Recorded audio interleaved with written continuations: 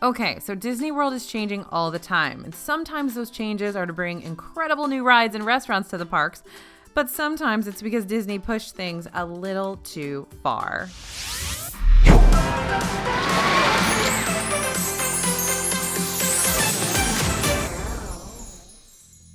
Hey everybody, it's AJ for Disney Food Blog. All right, so Disney is known for being innovative and at the forefront of most theme park advances. But what happens when they take things a little too far? In the 49 years that Disney World has been open, they've made a few mistakes, and a few times they've had to backtrack and tone things down a little bit. Here are 8 things that were just too much for Disney World guests to handle that Disney had to tone down. First up, Mission Space. When Epcot's Mission Space opened in 2003, there was just one version of the ride, and it was super intense. If you haven't been on the ride before, it simulates a space shuttle flight to Mars, including liftoff and hypersleep. So the simulation, by the way, is created by spinning centrifuges and a tilting ride vehicle. It actually reaches about 2.5 Gs. By comparison, Rock and Roller Coaster hits about 4 Gs, but only during the launch and the loops. The G-forces on Mission Space are sustained for a lot longer. NASA was actually involved in the development of this ride, and astronauts said it's the closest thing to actual space flight. Astronauts will experience about 3 Gs during a rocket launch, so it's pretty accurate. But not every Disney guest wants to feel what it's like to be launched outside of Earth's atmosphere, so Disney added the green side in 2006 for a less intense mission, quote unquote. The centrifuge does not spin, so there's no G-forces, though the ride vehicle does still move up and down and tilt. It can still cause issues for those with claustrophobia, and it's one of the only rides at Disney with a barf bag. Each side has a different height requirement. The orange side is 44 inches, the green side is 40 inches. Green side introduced a new Earth mission in 2017, so now the two sides have different visuals along with the differences in intensity. All right, next thing, Disney had to tone down the extraterrestrial alien encounter. This attraction was designed with Lucasfilm and was originally supposed to feature the xenomorph from the film Alien. That was deemed too scary. Plus, Alien is rated R, which is not really the type of film franchise Disney would want to promote in Magic Kingdom. Instead, the show used a different scary alien that escapes into the theater, and the shoulder restraints would simulate the alien running through the audience. The show actually opened for a short time, about a month, when Michael Eisner, Disney's CEO at the time, decided it wasn't intense enough and had Imagineers rework the attraction to up the fear factor. It officially opened June 20th, 1995. A majority of the show would take place in pitch blackness, and there was a warning out front that let guests know it wasn't intended for children under 12, though it had that 48-inch height requirement. The 18-minute show was deemed too scary for Magic Kingdom guests by 2003, when it eventually closed to be toned down as Stitch's Great Escape, which was generally not loved by guests either. All right, next thing, Disney has to tone down from time to time too much splash on Splash Mountain. When it gets too cold at Disney World, water rides may tone down the splash so guests don't get completely soaked when they ride. They can turn off some of the water effects and sprayers on Splash Mountain, so you may only be subjected to the spray of water when your flume goes down the final hill. On Kali River Rapids, they can reduce the flow of the waterfalls and turn off some of the sprayers. You will still likely get wet on both rides, so plan ahead if it's a little too cold for you to be walking around fully soaked. So if you're super concerned about getting really wet on Splash Mountain, first of all, probably don't go on Splash Mountain. But second, you might pack a dry set of clothes and extra shoes, because sometimes even covering up with a poncho isn't enough to keep yourself from getting wet. But again, if you're going to pack a dry pair of clothes and extra shoes, why would you even go on Splash Mountain? I don't know. Across from Kali River Rapids, there are lockers, though, to keep your belongings, so you don't need to worry about those dry clothes getting wet. During the winter months, these water rides typically go down for refurbishment. They're usually closed January, February, when the crowds and temperatures are much lower. Next ride, Disney had to tone down Snow White's Scary Adventures. Now, this is one of the scariest attractions in Disney history. And yeah, it's a dark ride designed for children, but it is legit scary, you guys. I had to ride this. I didn't have to. I rode this ride in Disneyland by myself one night. I think it was right after or during the fireworks or something. Although it couldn't have been during the fireworks because Snow White's in that area that they block off for the fireworks. But anyway, there was nobody else on the ride with me. I was the only one in a ride vehicle for several ride vehicles. And it was terrifying. I felt like I was in a horror movie. Anyway, In Disneyland, up until 1982, the ride was known as Snow White and Her Adventures. Snow White wasn't even in the ride, as you were seeing it from her perspective, much like the original version of Peter Pan's flight. As a general rule of thumb, people like seeing the main character in Disney rides. The ride is no longer in Magic Kingdom, but both versions had shared the same terrifying animatronic of the evil queen turning into a witch. She's really like right in your face when it happens. After a refurb in Disneyland, the ride reopened in 1983 with a new name, Snow White's Scary Adventures, presumably adding scary to the name to let parents know their kids might not enjoy it.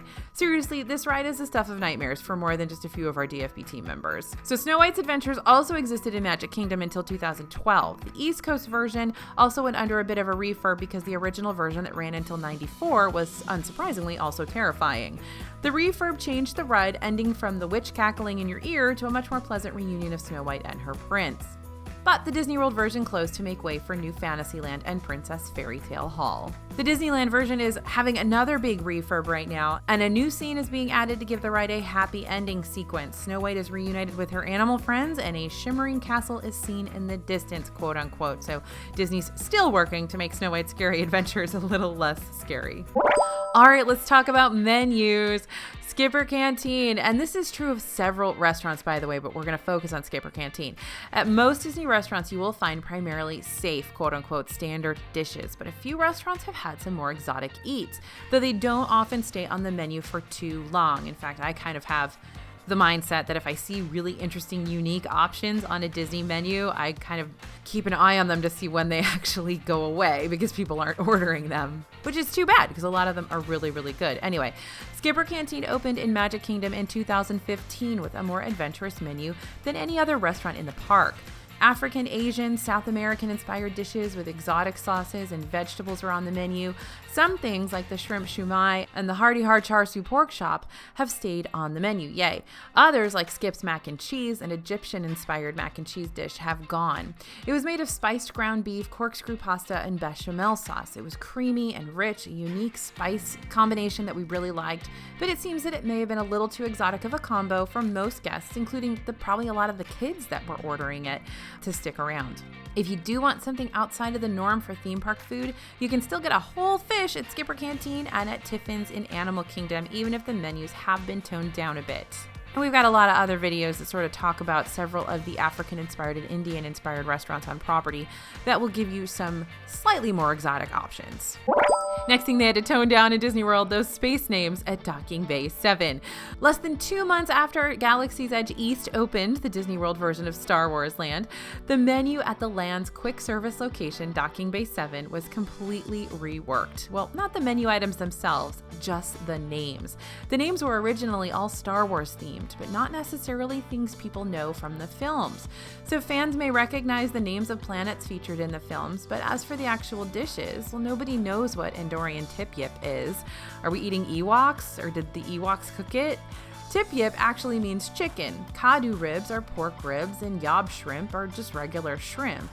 The original descriptions let you know what you're getting, but the name alone was enough to throw people off, and Disney decided to tone things down a bit. For a minute there, things got super boring, and the Tip Yip just became fried chicken. Dish names now include fried chicken, or, what the actual food is, along with its made-up space names, so you actually know what they're ordering. So Andorian fried chicken Tip Yip or smoked Kadu pork ribs. We're glad there's still a little bit of extra theming because a planet in a galaxy far, far away probably doesn't serve up plain fried chicken. All right, let's talk about my least favorite ride in Walt Disney World. Dinosaur. Animal Kingdom's Dinosaur originally opened as Countdown to Extinction. It opened with the park in 1998, and it was a thrilling dark ride, much more intense than the current ride that exists in Dinoland. In 2000, Disney released the film Dinosaur and wanted to retheme the ride to match the film to boost interest. Dinosaur was actually the 5th highest grossing film of the year and praised for its visuals, but critics slammed the film's narrative as derivative and called the film cartoonish in the worst way. Still, Disney was banking on the film's success and had already put plans in place to retheme the Animal Kingdom ride. They needed to make the ride slightly less thrilling than the original Countdown to Extinction, since more children would want to ride something based on Disney's newest animated film. Luckily, they didn't need to do too much retheming for the ride, as the same dinosaurs that are in the film were already in the ride. They did add a few scenes from the film into the ride pre-show, and more notably toned down the jerky movements of the vehicle, as well as some of the lighting and sound elements to make the ride less intense overall. But that giant dinosaur still jumps out at you is still terrifying as far as I'm concerned. All right, next thing Disney had to tone down, Dixie Landings. Port Orleans Riverside originally opened in 1991 as Dixie Landings. But 10 years later, the name changed and the resort merged with Port Orleans French Quarter just next door, as the resorts already shared a management team. The backstory of Dixie Landings was a little too dated. The original resort backstory was based on cotton plantations of the South, which isn't really in line with modern sensibilities regarding what people would consider as appropriate hotel themes.